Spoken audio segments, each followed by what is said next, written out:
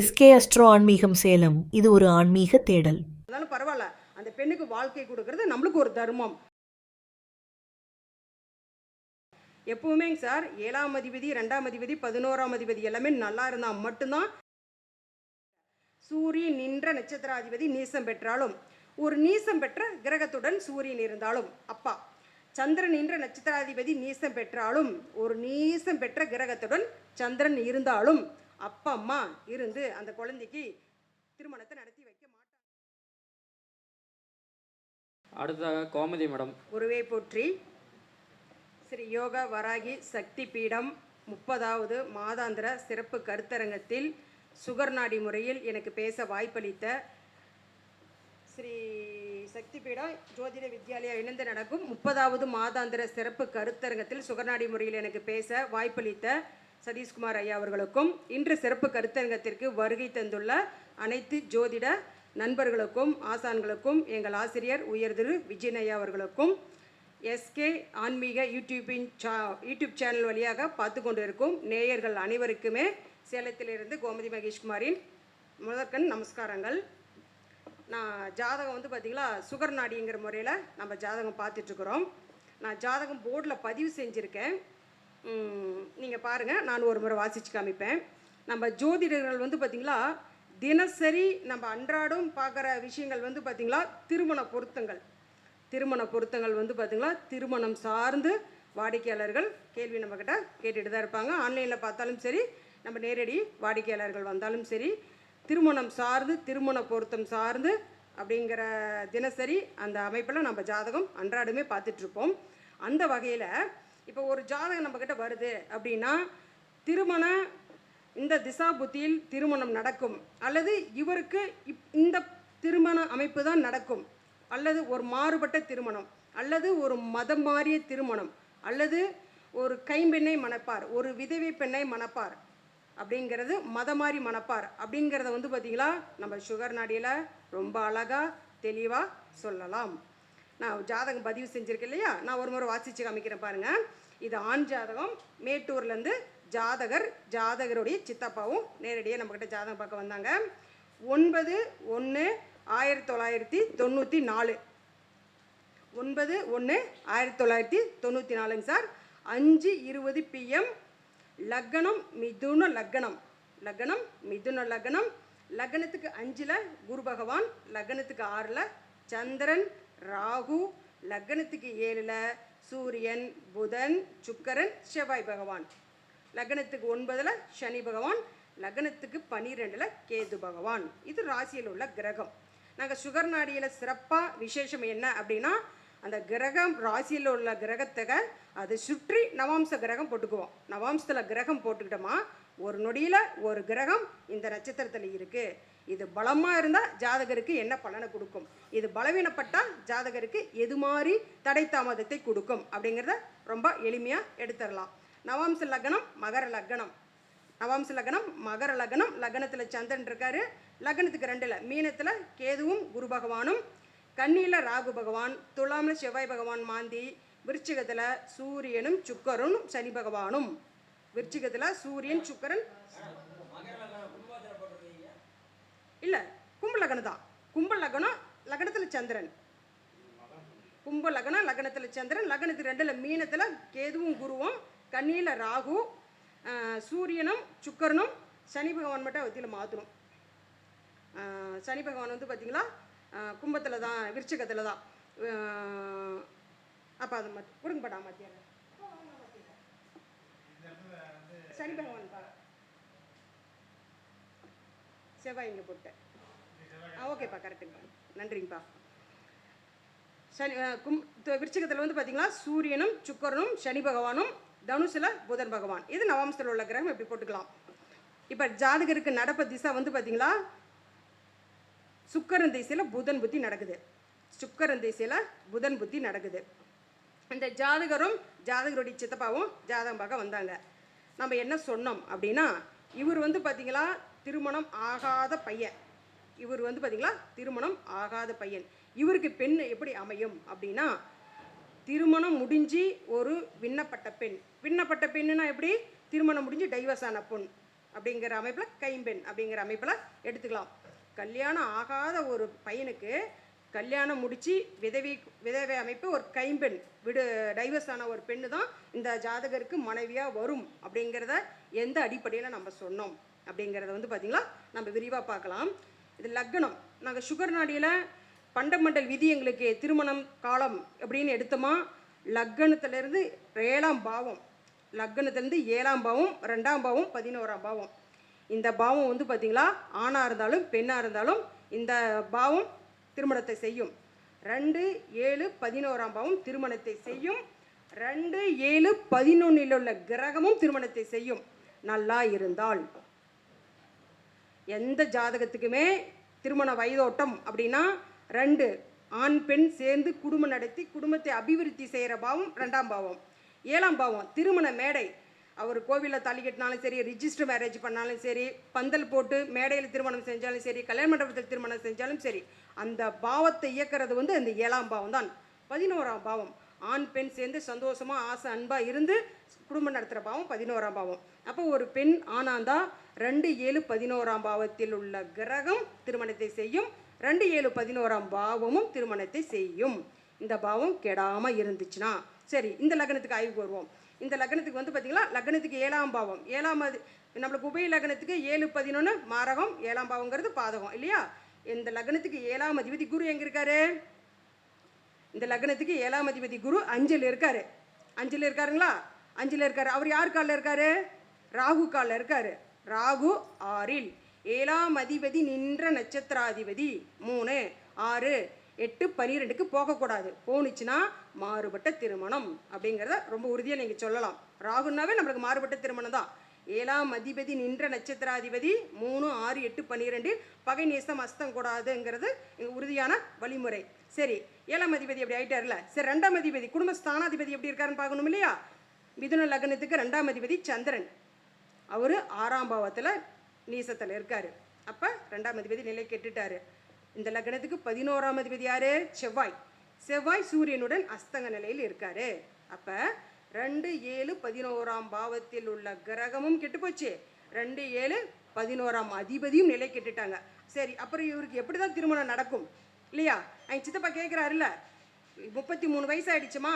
அவங்க அப்பா வந்து பார்த்தீங்களா பெண் பார்க்குறேன்னு 25 வயசுலேருந்து பெண் பார்த்துக்கிட்டே இருக்கிறாரு 8 வருஷமா. இன்னும் வந்து திருமணம் அமையலை. இவருக்கு வந்து எப்படி தான் திருமணம் அமையும் அப்படிங்கிறத வந்து அந்த சித்தப்பா கேட்டார். ஐயா, இவர் ஜாதகத்துக்கு வந்து பார்த்தீங்களா நீங்கள் மதம் மாறி இனம் மாறி மாறுபட்ட அமைப்பில் தான் நீங்கள் திருமணம் செய்யணும் அப்படின்னு சொல்லிட்டு நம்ம சொல்லிட்டோம். அவர் சொன்னார், எங்கள் அலுவலகத்தில் எங்கள் ஆஃபீஸ்லேயே வேலை செய்கிற பொண்ணு ஒருத்தர் மாற்று இனம் தான், அந்த பொண்ணு நான் திருமணம் செஞ்சுக்கலாமா அப்படின்னு சொல்லி கேட்டார். அதுதான் பொண்ணு, தாராளமாக செஞ்சுக்காங்க. அதுதான் உங்களுக்கு பொண்ணு. உங்கள் ஜாதக அமைப்பு பண்டமண்டலே அப்படி தான் இருக்குது. நீங்கள் அந்த பொண்ணை அழகாக திருமணம் செஞ்சுக்காங்க அப்படின்னு சொல்லிட்டு திருமணமே முடிச்சிட்டாரு. இந்த ஜாதகத்துக்கு திருமணம் முடிக்கிறதுக்கு முழு பொறுப்பு எடுத்துக்கிட்டது அவங்க அப்பா அம்மா யாருமே முன்ன நின்று திருமணம் செய்யலை. அவங்க சித்தப்பா வந்து பார்த்தீங்களா அவருக்கு 56 வயசு, இன்னும் அவருக்கு திருமணம் நடக்கலை. அந்த வருத்தமே இவர் பையனும் இப்படி ஆயிடுவாரா அப்படிங்கிற ஒரே காரணத்துக்காகவே தன்னுடைய அண்ணன் பையனை முழு பொறுப்பில் எடுத்து அவரே அந்த பொண்ணு விண்ணப்பட்ட பொண்ணாக இருந்தாலும் பரவாயில்ல, அந்த பெண்ணுக்கு வாழ்க்கை கொடுக்கறது நம்மளுக்கு ஒரு தர்மம் அப்படின்னு சொல்லிட்டு அந்த பெண்ணை திருமணம் முடித்தாங்க. எப்போவுமேங்க சார் 7ஆம் அதிபதி 2ஆம் அதிபதி 11ஆம் அதிபதி எல்லாமே நல்லா இருந்தால் மட்டும்தான் திருமணத்தை நல்லபடியாக அவரவர் இனத்தில் மதத்தில் குலத்தில் திருமணம் செஞ்சு வைக்கும். 7ஆம் அதிபதி நிலை கெட்டு 2ஆம் அதிபதி நிலை கெட்டு 11ஆம் அதிபதியும் நிலை கெட்டால் மாறுபட்ட முறையில் தான் திருமணம் நடக்கும் அப்படின்னு சொல்லிட்டு அமைப்பாக நம்மளுக்கு எடுத்துக்கலாம். சரி, ஜாதகருடைய சித்தப்பா கேட்டார், இப்படி நாங்கள் திருமண ஏற்பாடுகள் செய்கிறது அந்த பொண்ணை விரும்புறது இவருடைய அப்பா அம்மாவுக்கு பிடிக்கல, அப்பா அம்மா வந்து முன்னே நின்று திருமணத்தை நடத்தி வைப்பாங்களா அப்படின்னு கேட்பாங்கல்ல. ஏன்னா ஒரு சல்பு சங்கடமாக இருந்தாலும் அப்பா அம்மா வந்து திருமணத்தை நடத்துவாங்களா அப்படின்னு சொல்லிட்டு கேட்டார். அப்பா அந்த திருமணத்துக்கு வரமாட்டார். அப்பா அம்மா வந்து இந்த திருமணத்தை நடத்தி வைக்க மாட்டாங்க. என்ன விதியின் அடிப்படையில் நம்ம சொன்னோம் அப்படின்னா, சூரியன் நின்ற நட்சத்திராதிபதி நீசம் பெற்றாலும், ஒரு நீசம் பெற்ற கிரகத்துடன் சூரியன் இருந்தாலும், இது உங்கள் யார் ஜாதகத்தில் வேணாலும் நீங்கள் பொருத்தி பாருங்கள். சூரியன் நின்ற நட்சத்திராதிபதி நீசம் பெற்றாலும், ஒரு நீசம் பெற்ற கிரகத்துடன் சூரியன் இருந்தாலும் அப்பா, சந்திரன் நின்ற நட்சத்திராதிபதி நீசம் பெற்றாலும், ஒரு நீசம் பெற்ற கிரகத்துடன் சந்திரன் இருந்தாலும் அப்பா அம்மா இருந்து அந்த குழந்தைக்கு திருமணத்தை நடத்தி வைக்க மாட்டாங்க.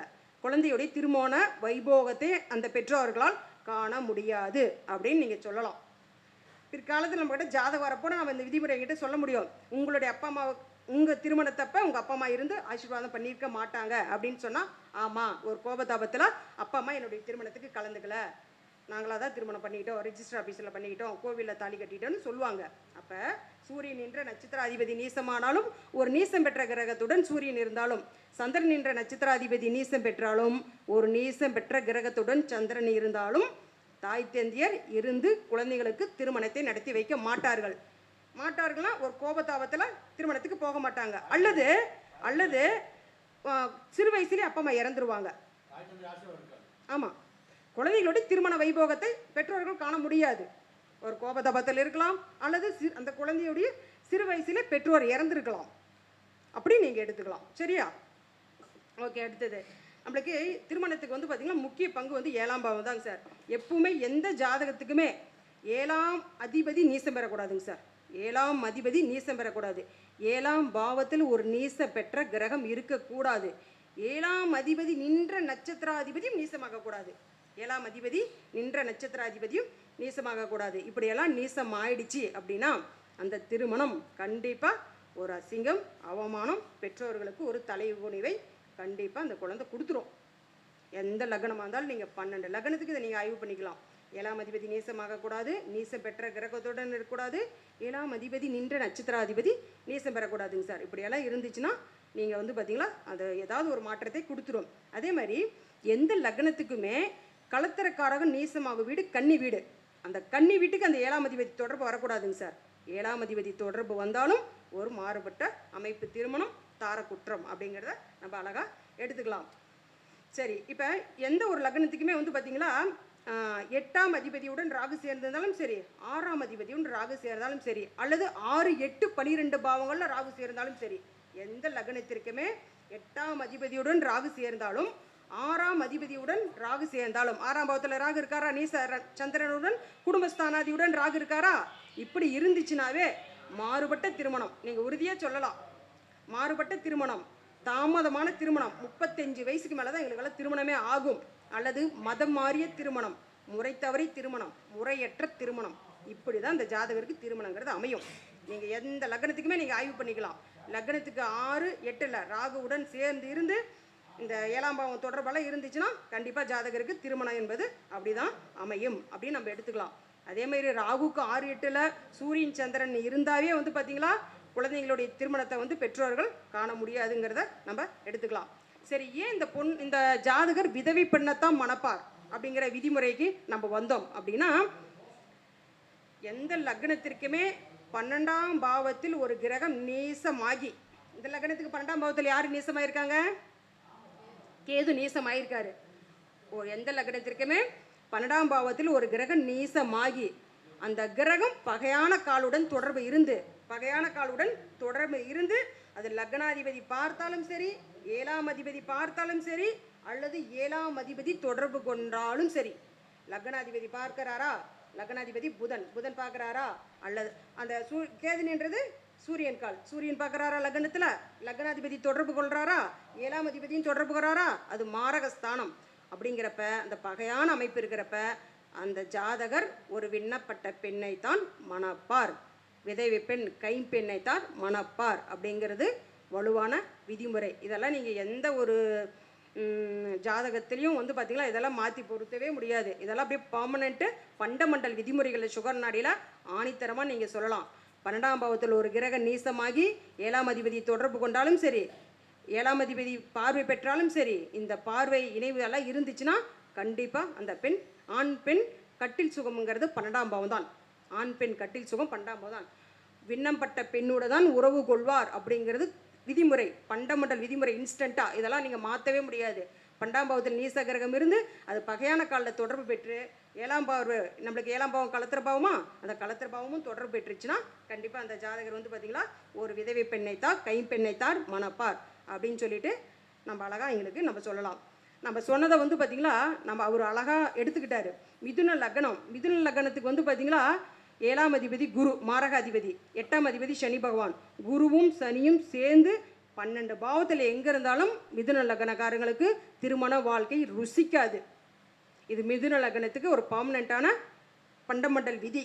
மிதுன லக்னம் வருதா, குரு எங்கே இருக்கிறாருன்னு பாருங்கள்.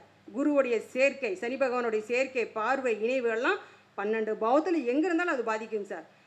நம்ம சொன்ன மாதிரி நம்மளுக்கு திருமண பாவமான 2, 7, 11ஆம் பாவத்தில் இருந்துச்சுன்னா கரெக்டாக அந்த பாதிப்பை கண்டிப்பாக கொடுத்துட்டு போகும் அப்படின்னு சொல்லலாம். இவருக்கு சுக்கிரன் திசையில் புதன் புத்தி இப்போ நடக்குது. சுக்கிரன் திசையில் புதன் புத்தி நடக்குது. இந்த ஜாதகருடைய சித்தப்பா சொன்னார், இவருடைய அப்பா வந்து பார்த்திங்கன்னா கிட்டத்தட்ட 7, 8, 10 வருஷமாக பொண்ணு பார்க்குறாருக்கண்ணே, எங்கள் அப்பா பொண்ணு பார்த்து கல்யாணம் பண்ணி வைக்க மாட்டேங்கிறாரு, இப்படி தான் இவனுக்கு கல்யாணங்கிறதே அமையுமா அப்படின்னு அவர் ஒரு கடைசியாக ஒரு வார்த்தை கேட்டார். ஐயா, இவருக்கு இப்படி பண்ணினால் மட்டும்தான் திருமணம் அமையும், நீங்கள் வந்து முறையாக அவருக்கு திருமணம் பண்ண முடியாது. இந்த சுக்கிர திசை முடியறதுக்குள்ளார நீங்கள் அவருக்கு திருமணம் செஞ்சால் மட்டும்தான் திருமணம் செஞ்சு வைக்க முடியும். சுக்கிர திசை முடிஞ்சுன்னா அடுத்து சூரிய திசை தொடங்கும். சூரிய திசையெல்லாம் அவர் கல்யாணம் பண்ணியே வைக்கவே வைக்காது. சுக்கிரன் திசையில் புதன் புத்தி நடக்குது. புதன் புத்தி முடிஞ்சோடனே கேது புத்தி வருமா? இந்த புதன் புத்தி கேது புத்தியில் நீங்கள் திருமணம் செய்தால் மட்டும்தான் இவருக்கு திருமணங்கிறத ஒன்று நடக்கும், இல்லைனா திருமணம் என்பது அரிது அப்படின்னு நம்ம சொன்னதை அவங்க சித்தப்பா அப்படி புள்ளி போட்ட மாதிரி எடுத்துக்கிட்டாரு. ரொம்ப ஸ்ட்ராங்காக எடுத்துக்கிட்டாரு. அவர் யாருடைய அனுமதியுமே கேட்கல, அப்பா அம்மாலாம் யார் வரணுன்னே கேட்கல. பெண் வீட்டு பக்கம் 4 பேர் வந்தாங்க, இவங்க ஒரு 4 பேர் போய் ரிஜிஸ்டர் ஆஃபீஸில் மேரேஜ் முடிச்சுட்டாங்க. இந்த ஒரு வாய்ப்பை விட்டால் இவருக்கெல்லாம் திருமணம் பண்ணி பார்க்க முடியாதுங்க சார். திருமணம் பண்ணியே பார்க்கணும். 7ஆம் பாவத்தில் எத்தனை கிரகம் இருக்குது பாருங்கள். சூரியன், சுக்கிரன், கலத்திரக்காரகன் சுக்கிரன். சூரியன் என்றது பூராட நட்சத்திரம், சுக்கிரன் என்றது பூராட நட்சத்திரம், செவ்வாய் என்றது பூராட நட்சத்திரம். பூராடம் போராட்டம், வாழ்க்கை பூரா ஒரு போராட்டத்தை சந்திச்சுட்டு இருக்கணும். அப்போ ஏதாவது ஒரு வழியில் மாற்று திருமணம் செய்கிறப்ப அந்த பாதிப்பு சிறிதளவு குறையும் அப்படிங்கிறத நம்ம சுகர் நாடியில் ரொம்ப அழகாக எடுத்துக்கலாங்க சார். நம்மளுக்கு சூரியனுடன் எந்த கிரகம் அஸ்தங்கமாகுது அப்படின்னா, சூரியன் பாருங்கள், சூரியனுடன் சுக்கிரன் அஸ்தகம், செவ்வாய் அஸ்தங்கம், செவ்வாய் அஸ்தகம். சூரியனுக்கு முன் பின் வந்து பார்த்திங்களா, சூரியனுக்கு முன்னும் பின்னும் வந்து பார்த்திங்களா சுக்கிரன் 9 டிகிரி வந்து அஸ்தங்கம். குரு வந்து பார்த்திங்களா அதுலேருந்து 2 டிகிரி சேர்த்திக்கோங்க, 11 டிகிரி சுக்கிரன் அஸ்தங்கம். அதை விட்டிங்களா புதன் 13 டிகிரி அஸ்தங்கம். சனி பகவான் வந்து பார்த்திங்களா 15 டிகிரி அஸ்தங்கம். செவ்வாய் வந்து பார்த்திங்களா 17 டிகிரி அஸ்தங்கம். இப்படி சூரியன் இருக்காருன்னா முன்பின் 9 டிகிரி சுக்கிரன் தள்ளி இருக்கணும். நாங்கள் சுகர் நாடியில் கலத்திர ஆணுக்கும் பெண்ணுக்கும் கலத்திரக்காரகன் சுக்கிரன் தான் திருமணத்தை செஞ்சு வைப்பார். இந்த சுக்கிரன் திசையை விட்டுட்டோமா கண்டிப்பாக அவருக்கு திருமணங்கிறது செஞ்சு பார்க்கவே முடியாது அப்படின்னு சொன்னதை என் சித்தப்பா ரொம்ப வலுவாக எடுத்துக்கிட்டாரு. ஏன் வலுவாக எடுத்துக்கிட்டாருன்னா, அவருக்கு 56 வயசு, இன்னும் திருமணம் இல்லை. தன்னை போல தான் அண்ணன் மகனும் பாதிக்கப்படக்கூடாது அப்படிங்கிறதுனால தான் அவர் முழு பொறுப்பெடுத்து திருமணம் செஞ்சு வச்சார். நம்ம சுகர் நாடியில் பண்டமண்டல் விதிகள் வந்து ரொம்ப அழகாக பொருந்துங்க சார். என்ன விதிமுறை எந்த பாவம் சார்ந்து நம்ம எடுக்கணும் அப்படின்னாலும் நம்ம சுகர் நாடியில் பண்டமண்டல் விதிமுறை வந்து ரொம்ப அழகாக இருக்கும். சரி, இப்போ மாறுபட்ட திருமணம் நம்ம சொல்லிட்டோம். சரி, ஒருத்தருக்கு வந்து இயற்கையாக அவரவர் இன மதத்தில் திருமணம் நடக்கணும் அப்படின்னா எந்த லக்னத்துக்குமே 2, 7, 11ஆம் அதிபதி நின்ற நட்சத்திராதிபதி கேந்திரம் திரிகோணத்தில் ஆட்சி உச்ச நட்பு பெற்றுச்சுன்னா, பெண்ணாக இருந்துச்சுன்னா மாப்பிள்ளை தேடி வரும், ஆணாக இருந்துச்சுன்னா பொண்ணு தேடி வரும். அந்த வீட்டு பையனா ரொம்ப நல்லா பையன்பா, ரொம்ப பொறுப்பாக சிக்கனமாக இருக்கிறாரு, நல்ல உத்தியோகத்தில் இருக்கிறாருன்னு அந்த பெண்ணை தேடி ஆண் வரம் வரும், அந்த ஆணை தேடி பெண் வரம் வரும். 2, 7, 11ஆம் அதிபதி கேந்திரத்தில் இருக்கிறதே சிறப்பு. அவர் நின்ற நட்சத்திராதிபதி கேந்திரம் ஆட்சி உச்ச நட்பு பெறப்ப திருமண வைபோகம் ரொம்ப சிறப்பாக இருக்கும். அதே மாதிரி திருமண வாழ்க்கையும் ரொம்ப தித்திப்பாக இருக்கும். திருமண வாழ்க்கைங்கிறது வந்து பார்த்திங்களா ரொம்ப தித்திப்பாக இருக்கும். இப்படியெல்லாம் இருந்துச்சுன்னா எங்கள் மத மாதிரியெல்லாம் திருமணம் செஞ்சுக்க மாட்டாங்க.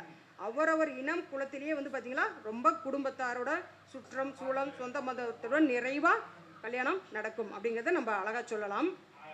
அதே மாதிரிங்க சார், 2ஆம் பாவம் நம்ம குடும்பம் நடத்துகிற பாவம் 2ஆம் பாவம். 2ஆம் அதிபதி நீசமாகக்கூடாது. 2ஆம் அதிபதி ஒரு ஜாதகத்தில் நீசமா, இப்போ 7ஆம் பாவம் திருமணத்தை செஞ்சு மட்டும்தான் வைக்கும். அதுக்கடுத்தது அந்த ஆணு பொண்ணு சேர்ந்து குடும்பம் நடத்துகிறாங்களா அப்படின்னு பார்க்குற பாவம் 2ஆம் பாவம். அந்த 2ஆம் அதிபதி நீசம் பெறக்கூடாது. 2ஆம் பாவத்தில் நீச கிரகம் வரவே கூடாது. வந்துச்சுன்னா குடும்பம் வந்து பார்த்திங்களா ஒரு பிரிவினை கொடுத்துரும். 2ஆம் அதிபதி கேந்திர திரிகோணத்தில் இருந்து ஆட்சி உச்ச நட்பு பெற்றுச்சுன்னா குடும்ப குழந்தைங்கன்னா ரொம்ப அன்போடு இருப்பாங்க. ஒரு பெண் குழந்தை பெற்றுப்பாங்க, ஒரு ஆண் குழந்தைன்னு பெற்றுப்பாங்க. அந்த 2ஆம் இடங்கிறது குடும்ப அபிவிருத்தி, குழந்தைங்க நிறைய பெற்றுக்குவாங்க, சொந்த பந்தங்களோட நிறைவாக வாழ்வாங்க. அதே மாதிரி 11ஆம் பாவமும் அப்படி தான்.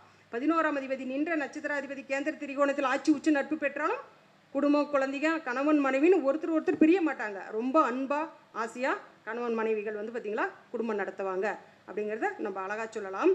நம்ம சுகநாடி முறையில் வந்து திருமண பொருத்தங்கள் அப்படிங்கிறப்ப திருமண பொருத்தன்னு வரப்பே இது மாதிரி அமைப்பெல்லாம் வந்து இதுக்கு இப்படி தான் திருமணம் அமையும் அப்படிங்கிறத நம்ம வாடிக்கையாளர்கிட்ட நம்ம சொல்லிடணும். சொல்கிறப்ப அதை உணர்ந்துப்பாங்க. நம்ம சொல்கிற விஷயத்தை நல்லா வாங்கிப்பாங்க. வாங்கி நம்ம இங்கே செயல்பாட்டில் கொண்டு வரப்போ அந்த திருமண காலகட்டங்கள் கண்டிப்பாக திருமணம் இப்படி தான் நடக்கும் அப்படிங்கிறத நம்ம எங்களுக்கு சொல்லலாம். நல்லது ஒரு வாய்ப்பளித்த எஸ்கே ஜோதிட பயிற்சி வித்யாலய ஆசிரியர் அவர்களுக்கு மிக்க நன்றி. மிக சிறப்பான முறையில் சுகர் நாடியின் சூட்சமங்கள் என்ற தலைப்பில் கோமதி அம்மா அவர்கள் சிறப்புரையாற்றர்கள். மேடம் அவர்களுக்கு ஜெயலலிதா மேடம் அவர்கள் சிறப்பு மரியாதை செய்வார்கள்.